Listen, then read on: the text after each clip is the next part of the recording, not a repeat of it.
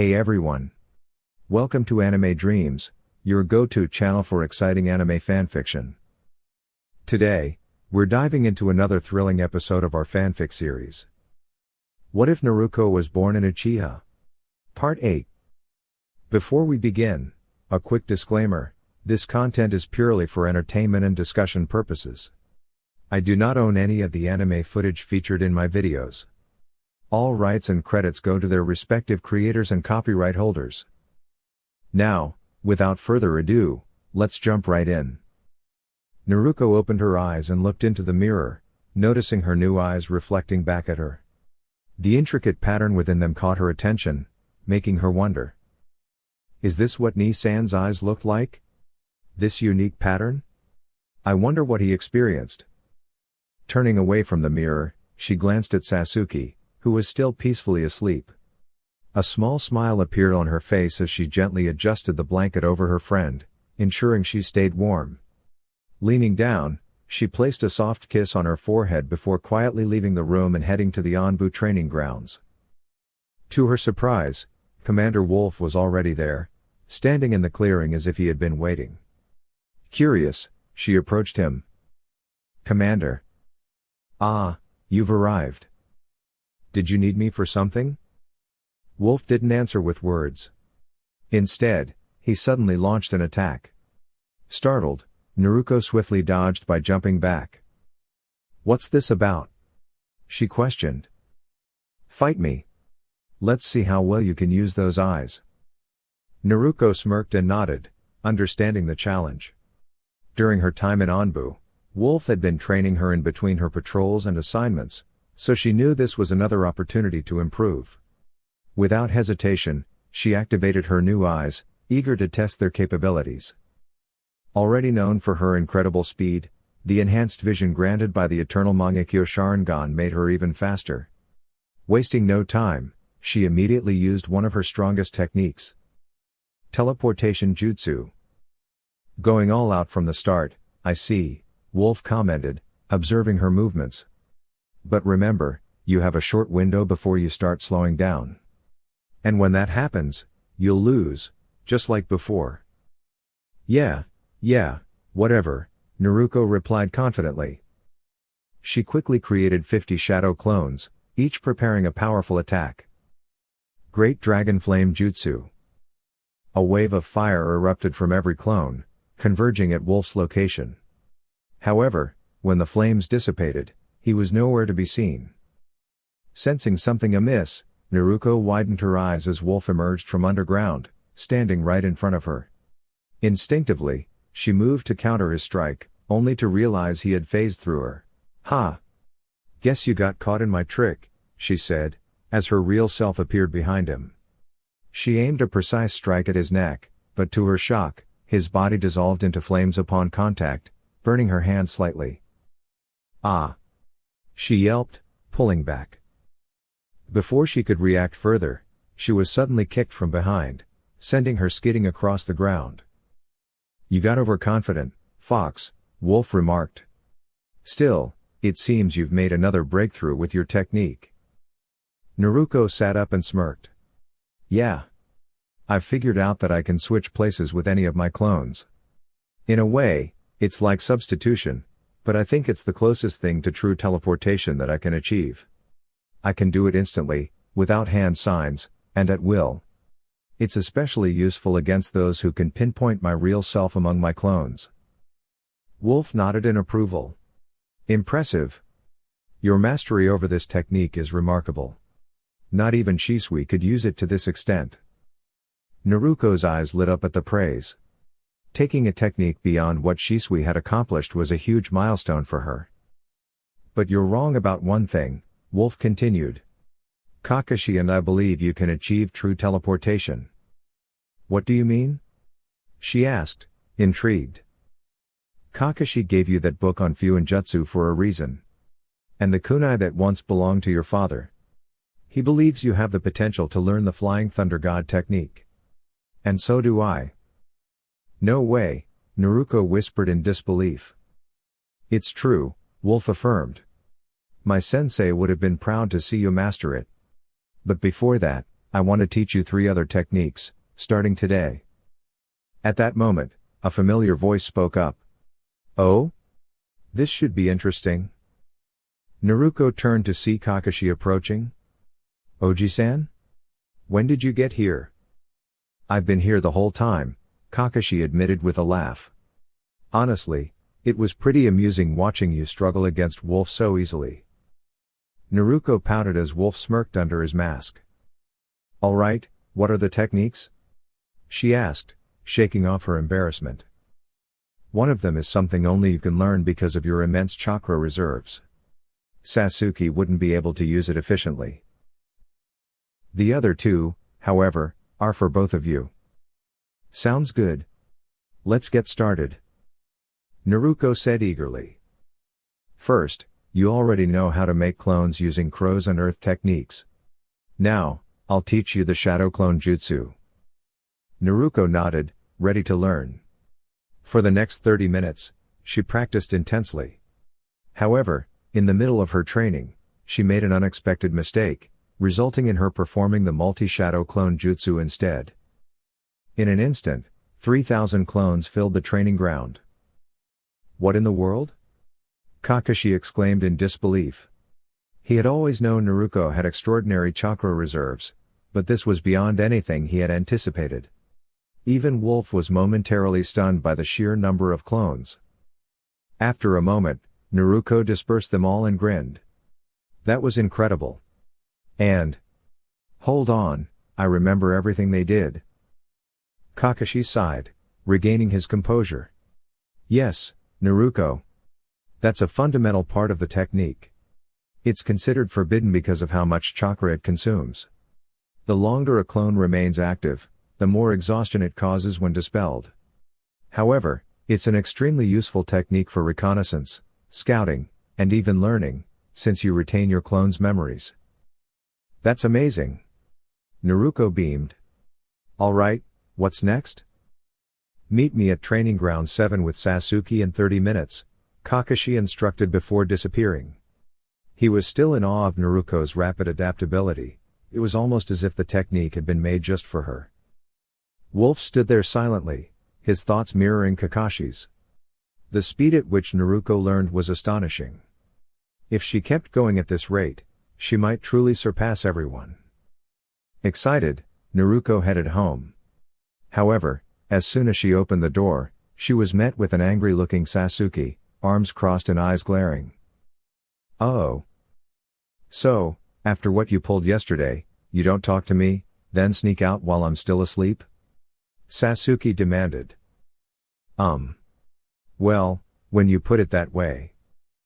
Before she could finish, Sasuke swiftly punched her in the stomach and flicked her forehead. How else would I put it, huh? She huffed. Naruko sighed. Alright, I get it. I'm sorry, okay? Sasuke studied her for a moment before finally relenting. Fine. Just don't do it again. Promise, Naruko said with a sheepish smile.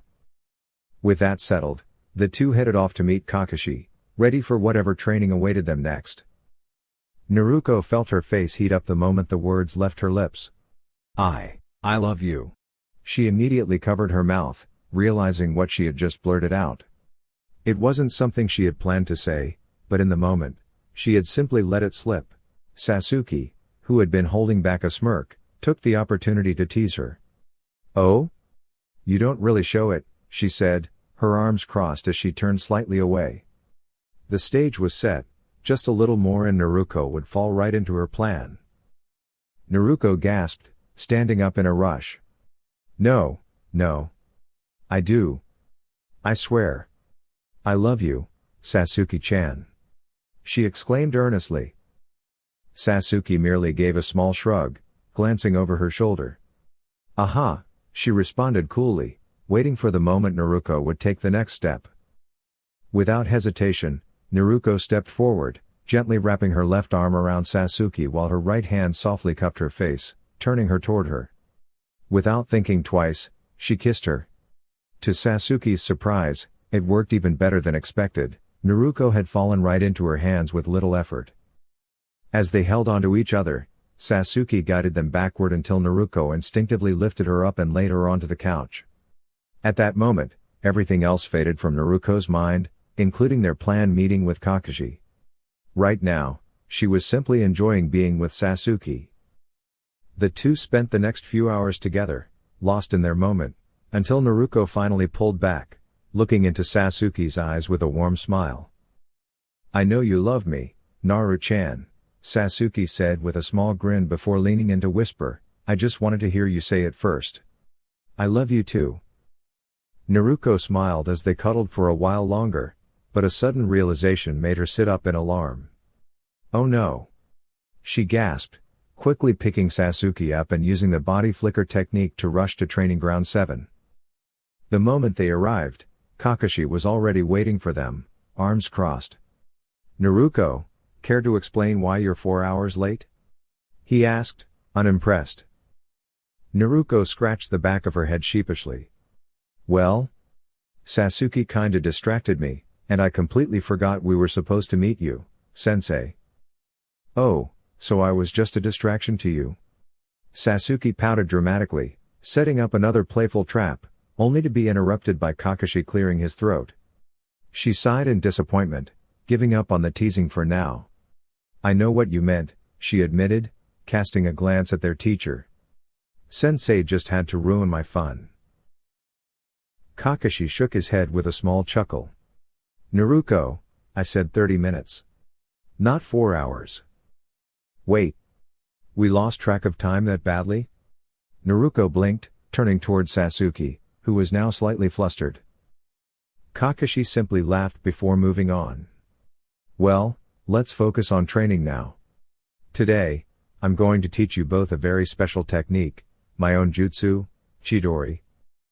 Both Naruko and Sasuke watched in awe as Kakashi demonstrated, channeling lightning chakra into his hand. Sparks crackled as the energy condensed into a powerful, electric force. With a swift movement, he struck a large boulder, instantly piercing through it and leaving a gaping hole. "Whoa!" Naruko and Sasuke said in unison, completely mesmerized. "Now," Kakashi continued, "shall we begin?" Training commenced, and after 4 hours of intense practice, Naruko successfully managed to replicate Chidori with the help of her shadow clones. Using 1,000 clones to accelerate her learning, she mastered the technique at an impressive pace. Meanwhile, Sasuke was still working on perfecting it, but she was genuinely happy to see Naruko succeed. Naruko had shared the concept of using shadow clones with Sasuke, but she could only manage to create 10 at a time, far fewer than Naruko's 1,000. Even so, Kakashi was thoroughly impressed. "Being able to summon 10 clones at your level is already remarkable," he told her. "This technique is classified as forbidden for a reason. Most shinobi wouldn't survive the strain of making even one." After observing their progress, Kakashi turned to Naruko. "I have to admit, I didn't expect you to learn my Chidori so quickly." "Yeah. Neither did I," Naruko admitted, flexing her fingers. "But these clones really make learning a lot easier." Kakashi nodded. "They certainly do. Just know that there's another level to Chidori. I'll start teaching you that once Sasuke has fully mastered the basics." "Sounds good," Naruko agreed, turning her attention back to Sasuke, who was still diligently training. She smiled as she watched, knowing that, without a doubt, Sasuke would master it soon. "I also wanted to give you this scroll. It contains the steps for mastering the Hiraishin technique. Minato-sensei classified it among the forbidden techniques due to the immense chakra required to learn it. But it is your birthright, and I know he would have wanted to pass it down to you. Unfortunately, there is no one left who can teach it, so you'll have to uncover its secrets on your own." "Thank you, Oji-san. I'll master it in no time." "I'm sure you will. You've been making incredible progress, Naruko." 1 week later. Naruko beamed as she watched Sasuke successfully form the Chidori in her hand. Overcome with excitement, she rushed over, lifted Sasuke off her feet, and twirled her around in celebration. It was a moment of shared triumph. Not only had Sasuke advanced in her training, but Naruko herself had also made significant strides in understanding the Hiraishin. She had managed to decode the seal and even develop her own variation, realizing that the technique was deeply connected to her lineage. Sasuke, unable to contain her curiosity any longer, turned to Naruko after regaining her balance. "What have you been working on all this time?" she asked. "It's my father's technique, the Hiraishin," Naruko replied with a determined expression. Sasuke's eyes widened in astonishment. "Oh wow, Naru. That's incredible. If you manage to master it, that would be amazing." Naruko nodded with a smile before turning her attention back to the seal. While it initially seemed more complex than expected, she had begun to grasp its structure. The real challenge now was understanding how to actually teleport. According to the scroll, once a marker was placed, she should be able to sense it no matter where it was and then jump to it. Taking the instructions literally, Naruko attempted to leap toward the marked location, but nothing happened. She had placed the seal on an ordinary kunai and was absent-mindedly twirling it in her fingers while deep in thought. Frustration built up when she couldn't figure out the missing piece, and in a moment of exasperation, she threw the kunai. Then, something clicked. Her eyes widened as she suddenly felt the marker. It was like a subtle pull, growing stronger the more she concentrated on it. Trusting her instincts, she allowed herself to follow the sensation. And in an instant, a flicker of motion blurred before Sasuke's eyes. A flash of black and red, and Naruko had vanished. Sasuke turned sharply, scanning the area in shock. No way. She had actually done it. A few moments later, a soft grunt of impact reached her ears. She turned to find Naruko sprawled against a tree, her expression a mix of accomplishment, embarrassment, and mild discomfort. "Well done, Naru-kun." Sasuke laughed, recalling the countless times Naruko had pushed herself to perfect the Sunshine technique in the past. "Thanks," Naruko replied with a sheepish smile. "But I don't understand why I could only sense the marker after I threw it. I can still feel it now, but I can't sense the one I placed earlier." Sasuke crossed her arms thoughtfully. Maybe throwing it somehow activated the marker? Could it be that you weren't fully activating them before? That might be it. The original seals I used were drawn with ink on paper. But this was the first one I made entirely with chakra. When I threw it, the sensation became clearer. Intrigued, Naruko placed a seal on another kunai, now focusing on the specific energy signature she was trying to detect. It was faint, but with effort, she could pinpoint it. However, she noticed that when she infused more chakra into the seal, it became much easier to sense. Maybe that's the answer, she mused. I wasn't using enough chakra for it to register. In battle, we naturally channel chakra, even in the smallest amounts. So maybe, when I threw the kunai, I unconsciously used just enough for the seal to activate. If only the scroll provided more detailed guidance. But then again, how could one fully explain a technique that relied so heavily on instinct and personal perception? Perhaps mastering it was always meant to be a process of trial and error. With renewed determination, Naruko resolved to keep refining her control over the technique. She was getting closer, step by step. Naruko continued practicing and noticed that the more she trained, the easier it became to sense her markers.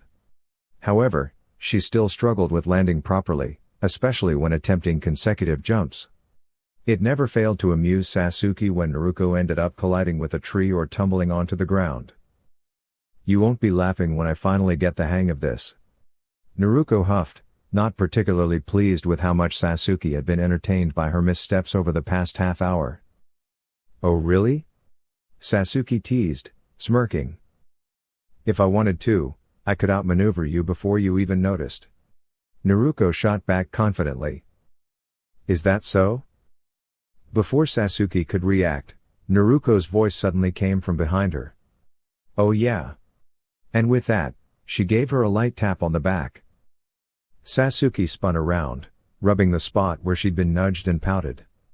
"I didn't think you meant it literally." "Aw, come on." Naruko chuckled and pulled her into a friendly hug.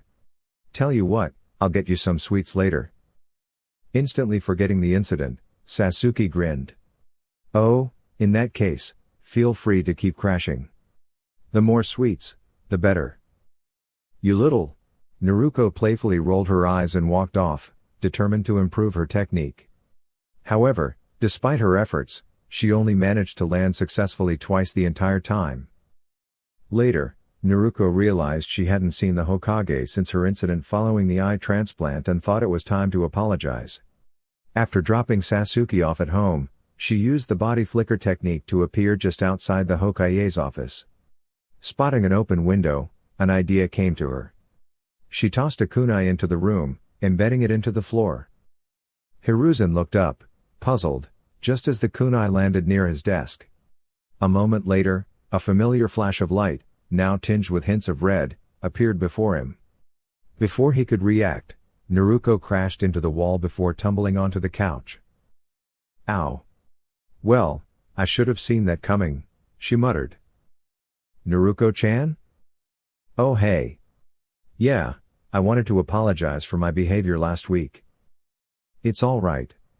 You were going through a difficult time, but I'm happy to see you're doing better, Hiruzen assured her. Yeah. Oji-san taught me the Chidori, I picked it up in about 4 hours. Sasuke-chan finally mastered it today too.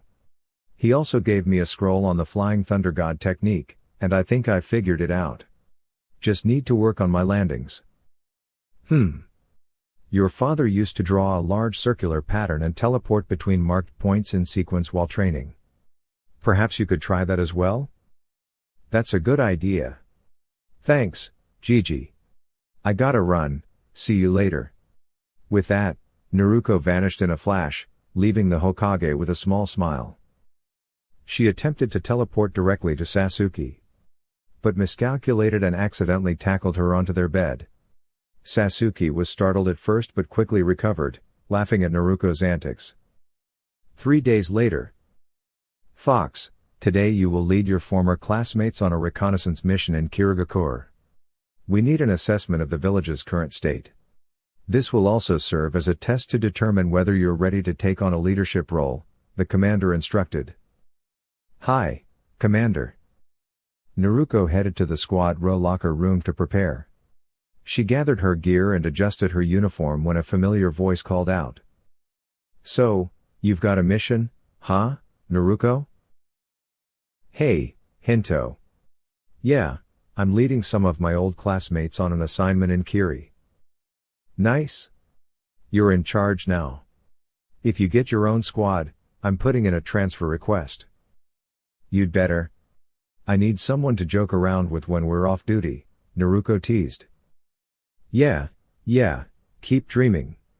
You're just lucky you don't get affected by alcohol. Maybe I do? I've never actually had enough to know for sure, she said thoughtfully. Anyway, I have to meet up with the team. Catch you later. Take care. Hinto waved as Naruko left, ready to take on her next challenge. Naruko swiftly arrived at the designated meeting room, taking a moment to compose herself as she waited for the rest of her team to join. She wondered who would be accompanying her on this mission. It was supposed to be a simple reconnaissance task, though, as experience had taught her, things didn't always go as planned. To prepare, Naruko took out a few kunai and marked them with her seal. While she wasn't yet an expert in teleportation techniques, they would still serve as an escape option if necessary. As the minutes dragged on, she began to grow impatient. After waiting for 15 minutes, the door finally opened, though she didn't bother looking up. You're late. Sorry, Captain. Naruko? Ria? Ha. Oh. It's good to see you guys. Theo, Nomura, it's been a while. How have you all been? I've been doing well, Theo replied with a nod. Yeah, and I've been with Ria, Nomura added with a smirk, pulling her close. Don't start with that. Ria huffed, swatting at him. Hey, he should know that I finally won you over after all the times you turned me down, Nomura teased. What do you mean by won over? Naruko asked curiously. She was only 11, after all. Well, I mean that we. Not another word, Ria interrupted, giving Nomura a warning look. Or you won't be saying anything for a month. Yes, Ria, Nomura sighed, clearly understanding the consequences. You'll understand when you're older, Naruko, Ria said with a small smile, hoping to end the conversation there. Okay. Naruko blinked, deciding not to press further. Well, our mission is to gather intelligence on the current state of Kirigakure. They've been in the midst of a civil war for some time, but things have been unusually quiet lately. Our job is to find out what's going on, especially since tensions between nations are rising. Hi. They all responded in unison. After a quick check of their supplies, the team departed. The mission was expected to last a month, so they prepared for a long journey.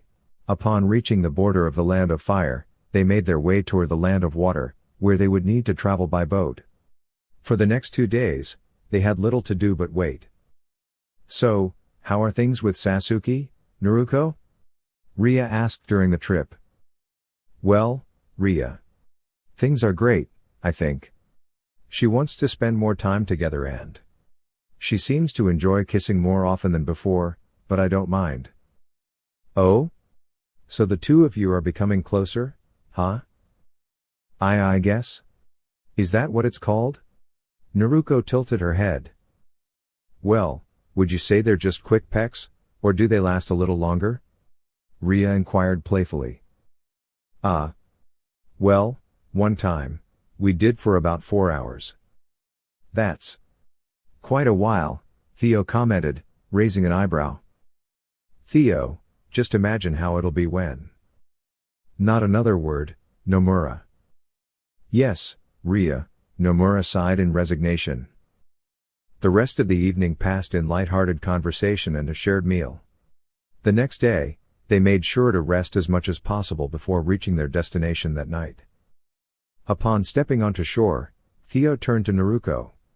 What are our engagement rules? We should avoid confrontation whenever possible, she responded firmly. However, if we are forced into a fight, neutralizing any immediate threats is our priority. The team was well aware of Naruko's previous mission in the Land of Earth. While no one brought it up, they all felt sympathy for her.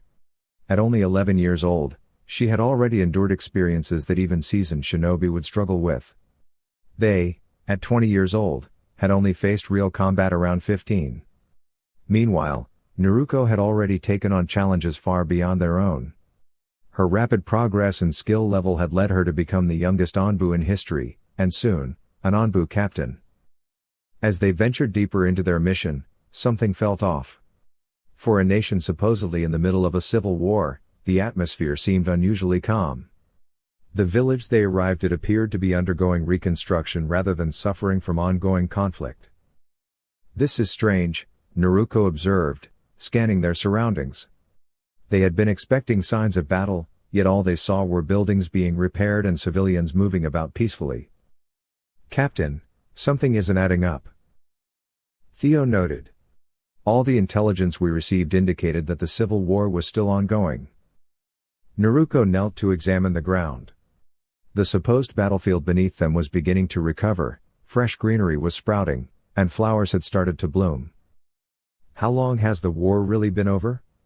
She murmured, realizing that they might have been working with outdated information. I know, Hog, Theo. Something definitely feels off here. Everyone, stay alert. We have no idea what other surprises might be waiting for us. Could there be more people involved with the traitor? What do they gain from spreading false information about Kiri? Wait. They leaked details about the operation in Earth. Maybe they're trying to keep us from uncovering their connections. If Kiri is part of an alliance, this could be a serious issue. And if Kumo joins them, that would make 3 villages against us. The odds would be completely against us. Let's hope that's not the case. The good thing about this mission was that only the squad, Commander Wolf, and Hiruzen knew about it. That meant there was little chance of interference, so long as no mistakes were made. Naruko and the squad continued moving north. The further they traveled, the more everything seemed oddly peaceful. The real test would come when they got closer to Kiri.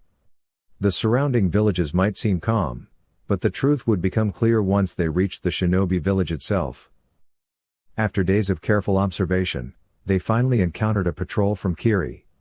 Strangely, the patrol members appeared relaxed, as if they weren't expecting any trouble, an interesting sight, considering that Kiri was supposed to be in the middle of a civil war. Curious, the squad decided to follow them quietly. Naruko activated her Sharingan as the fog around them thickened. As she did, she noticed something unusual. Chakra was woven throughout the mist. "Everyone, stop," she instructed. "Why, Captain?" "There's chakra infused in this mist, Hog." A voice suddenly echoed through the fog. Well. Seems like the kid can see through the jutsu, huh? So tell me. Who are you?" "I'm no one of consequence," Naruko responded calmly. "Everyone, be careful. I have a feeling they can sense our movements through the chakra in the mist." The squad nodded in understanding. Suddenly, one of the Kiri shinobi appeared right in front of Naruko and struck her with a swift kick. Looks like the kid couldn't see through it after all. "Fox, you didn't notice them?" "Elk," Nomura asked, concerned. "The chakra? It blocks my vision." Naruko muttered quietly, careful not to reveal her weakness to their opponents. The squad stood their ground, trying to assess the situation. Shuriken and kunai rained down on them, and they barely managed to deflect the attacks in time. It was clear they were at a disadvantage. "This isn't good. I just regained my vision, and now it's practically useless again. There has to be a way to counter this." Naruko clenched her fists, trying to think of a solution. They were practically sitting ducks in this environment. She took a deep breath before making a decision.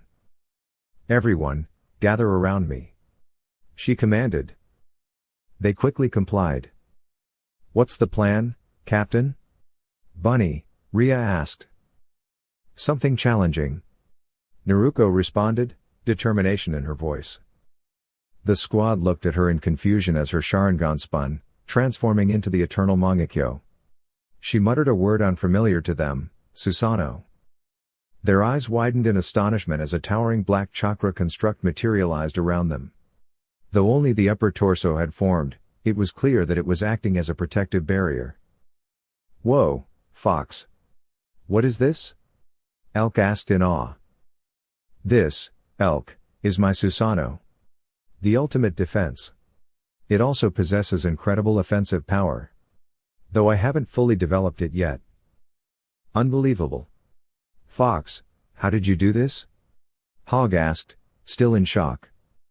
"When my Mangekyo awakened, this ability was granted to me. However, we must stay focused for now, I will explain later." Naruko surveyed the surroundings and decided to combine the fire-breath jutsu with her Susanoo. The flames that emerged burned with an intensity far beyond those created by ordinary shinobi. Given that the opposing technique was water-based, in theory, the heat should cause it to evaporate, clearing the area. Her strategy proved effective, allowing her squad to engage their opponents one-on-one while she confronted the leader directly. "Let's settle this quickly, shall we?" A bit overconfident for someone so young. "Perhaps. Or perhaps not. You are already trapped in my genjutsu, there is no way out." "What do you mean?" Suddenly, the entire landscape shifted. The ground was submerged in ankle-deep water, and the sky appeared fused with the earth in an endless void. An overwhelming heat radiated through the air, yet each breath felt chillingly sharp. The leader struggled to dispel the illusion, but no matter what he attempted, it remained unbroken. "As I mentioned, it's too late. I have discovered a new method to activate Hell's release, one that ensures there is no escape.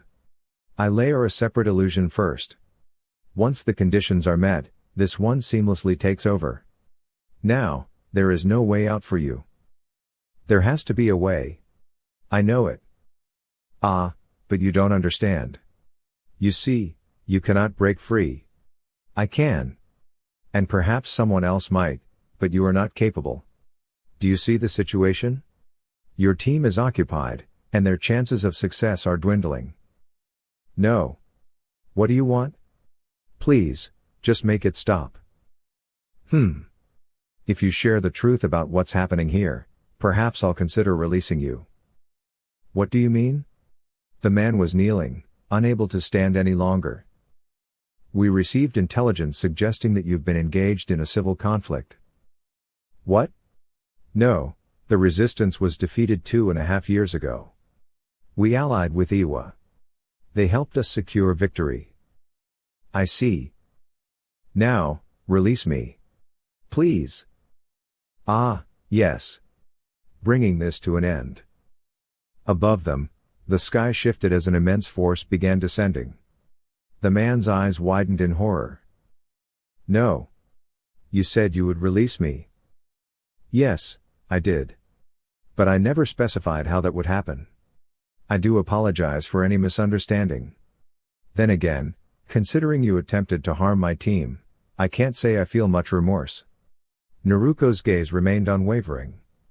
Since it won't matter soon, I'll give you one last piece of information. To answer your earlier question, I am Naruko Uchiha. This illusion lasted quite a while in your mind. Yet in reality, only a single second has passed. Reflect on that as you realize what has happened at the hands of someone you underestimated. The man's expression froze in shock and disbelief. There was no escape. No possible course of action. He looked up, witnessing the inevitable. As the force descended, the illusion shattered, leaving him motionless. Naruko exhaled, feeling the toll the genjutsu had taken on her chakra. Despite the effort required, she had gathered valuable intelligence, far more than simple reconnaissance could have provided. Now, she knew that Iwa was involved and that the resistance had failed because of their intervention. This complicated matters significantly. She glanced around. The battles were still ongoing, but it would be over soon. There was no need to intervene. Once it ended, they would move forward. Captain, where do we go now? Not sure, Bunny. We just need to keep moving before another patrol passes by. Any updates? Hog asked, landing beside Naruko. Yes. I placed mine under a genjutsu. The civil war ended 2.5 years ago. They have since allied with Iwa, and the resistance fell soon after. The group absorbed this information, their concerns growing. For nearly 3 years, an alliance had been in place without anyone knowing. What could have been accomplished in that time? Every Anbu operative understood the potential risk of Iwa and Kumo forming an alliance. But now, with 3 villages involved, the situation had become even more precarious. It seemed like the challenges kept piling up. How much more bad news would they have to endure before hearing something promising? The village was gaining adversaries by the day. They needed more intelligence. What were the terms of this alliance? Would Kiri remain neutral, or would they support Iwa in the event of war? If Kiri joined the fight, it would work to Iwa's advantage, creating a 3-front conflict. All the major threats were positioned to the north, with Konoha situated right in the middle. If Iwa secured another ally, they could potentially surround Konoha completely. Strengthening relationships with smaller nations and villages had now become a necessity.